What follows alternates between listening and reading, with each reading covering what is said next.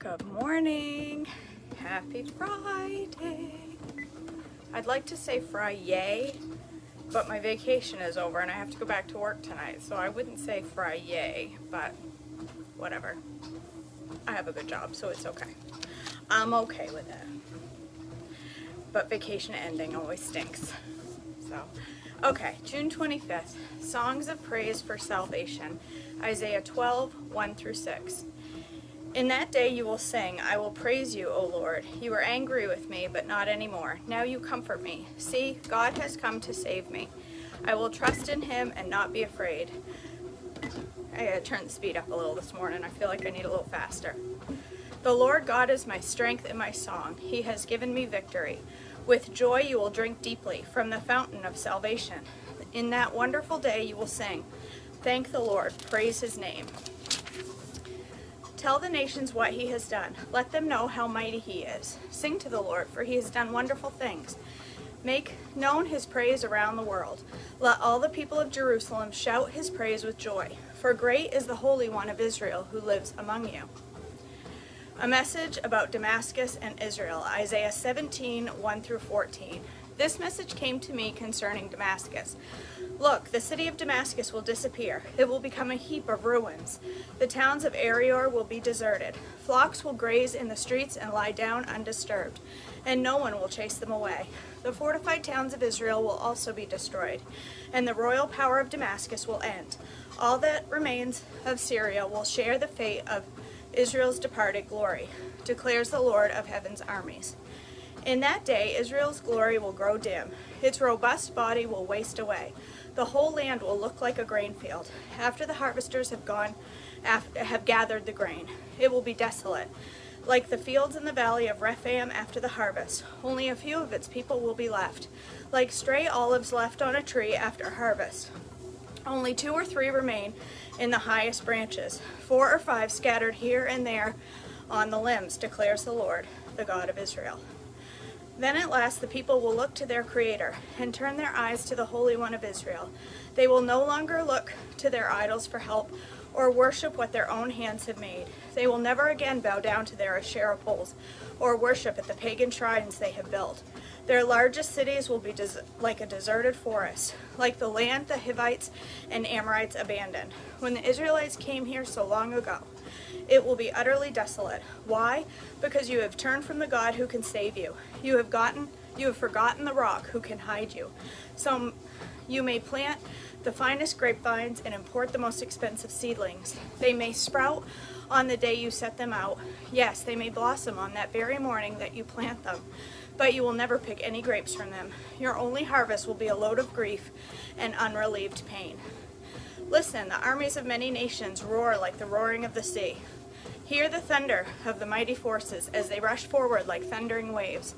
But though they thunder like breakers on a beach, God will silence them, and they will run away. They will flee like the chaff scattered by the wind, like a tumbleweed whirling before the storm. In the evening, Israel waits in terror, but by the dawn, its enemies are dead. This is just the reward of those who plunder us, a fitting end for those who destroy us. Ahaz closes the temple, 2 Chronicles 28, 16 through 21. At that time, King Ahaz of Judah asked the king of Assyria for help. The armies of Edom had again invaded Judah and taken captives, and the Philistines had raided towns located in the foothills of Judah and in the Negev of Judah. They had already captured and occupied Beth Shemesh, Ajalon, Gederoth, Soko with its villages, Timnah with its villages, and Gimzo with its villages. The Lord was humbling Judah because King Ahaz of Judah, for he had encouraged his people to sin, and had been utterly unfaithful to the Lord. So when King Tiglath-Pileser of Assyria arrived, he attacked Ahaz instead of helping him. Ahaz took valuable items from the Lord's temple, the royal palace, and from the homes of his officials, and gave them to the king of Assyria as tribute. But this did not help him. 2 Kings 16, 10 through 18. King Ahaz then went to Damascus to meet with King Tiglath-Pileser of Assyria.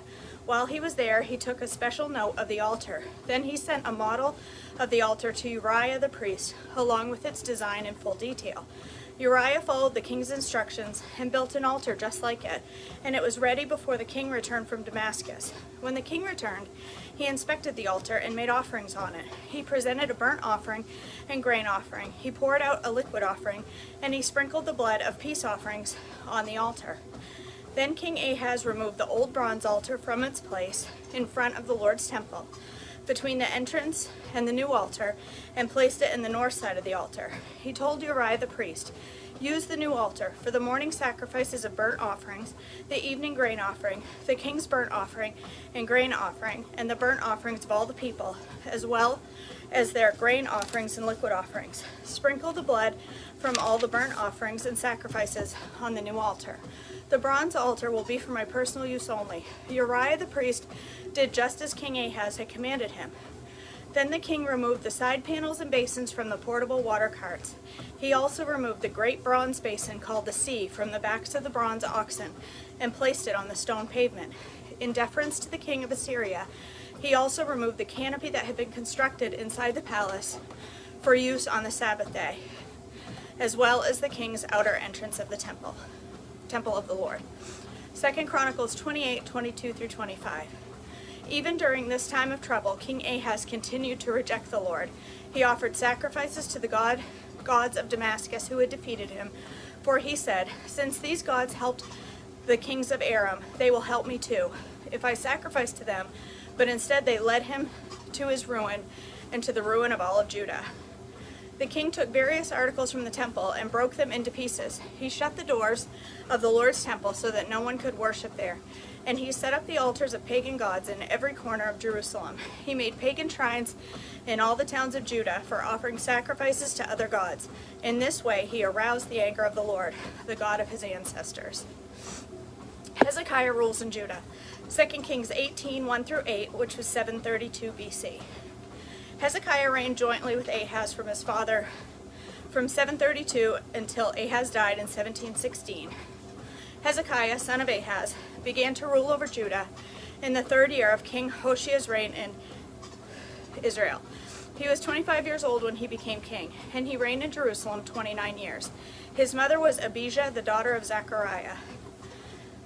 He did what was pleasing in the Lord's sight, just as his ancestor David had done. He removed the pagan shrines, smashed the sacred pillars, and cut down the Asherah poles.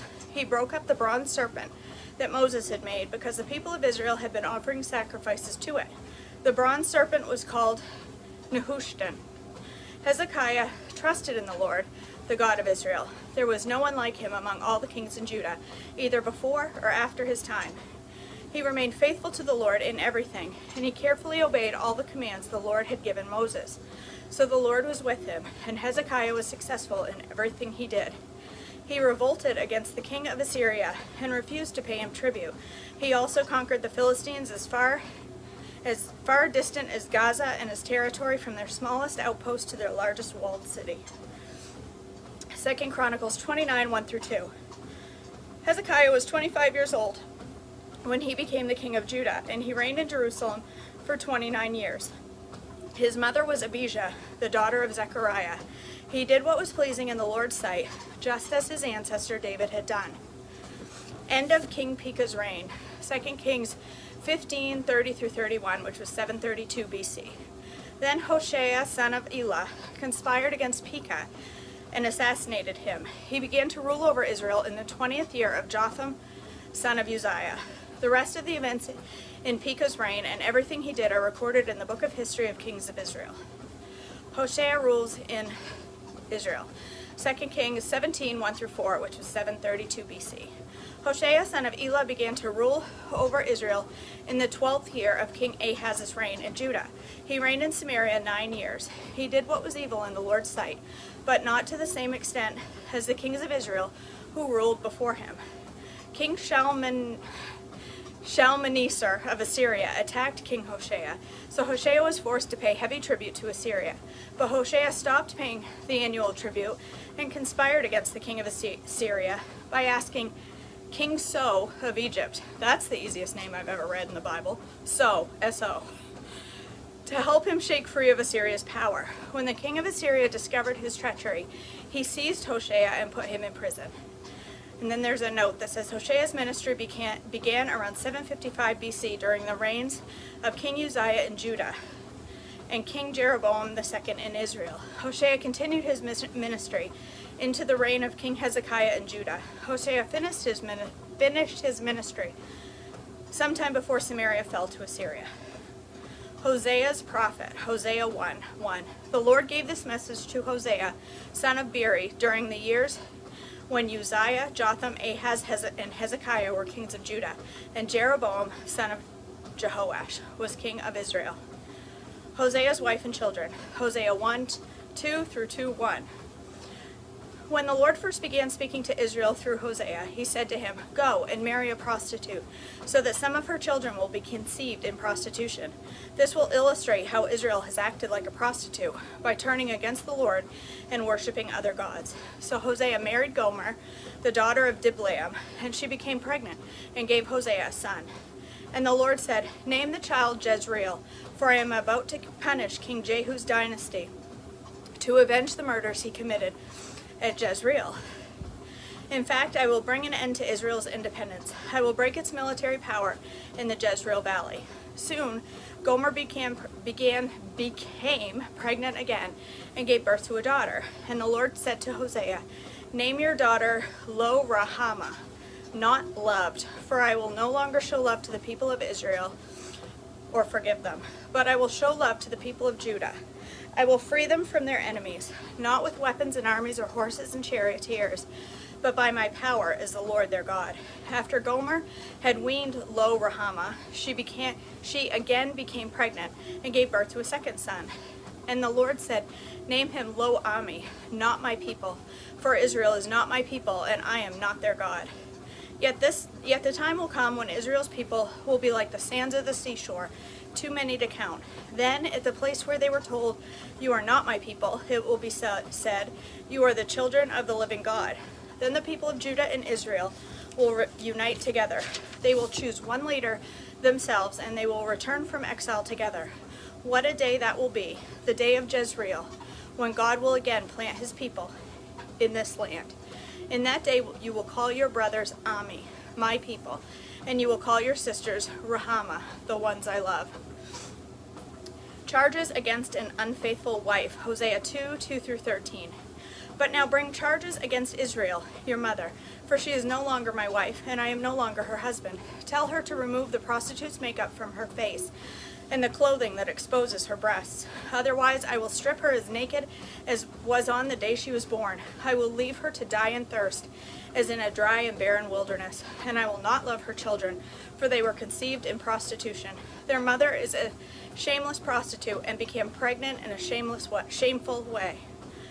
She said, "I will run after other lovers and sell myself to them for food and water, for clothing of wool and linen, and for olive oil and drinks. For this reason, I will fence her in with thorn bushes. I will block her path with a wall to make her lose her way. When she runs after her lovers, she won't be able to catch them. She will search for them but not find them. Then she will think, I might as well return to my husband, for I was better off with him than I am now. She doesn't realize it was I who gave her everything she has, the grain, the new wine, the olive oil. I even gave her silver and gold, but she gave all my gifts to Baal. But now I will take back the ripened grain and new wine I generously provided each harvest season. I will take away wool and linen clothing I gave her to cover her nakedness. I will strip her naked in public, while all of her lovers look on. No one will be able to rescue her from my hands. I will put an end to her annual festivals, her new moon celebrations, and her Sabbath days, all her appointed festivals. I will destroy her grapevines and fig trees, things she claims her lovers gave her. I will let them grow into tangled thickets, where only wild animals will eat the fruit. I will punish her for all those times when she burned incense to her images Baal, when she put on her earrings and jewels, and went out to look for her lovers, but forgot all about me, says the Lord. All right. What speed was that on? That's a good speed. All right, 2.5. All right, you guys. Whew. That was a little bit faster. Whew.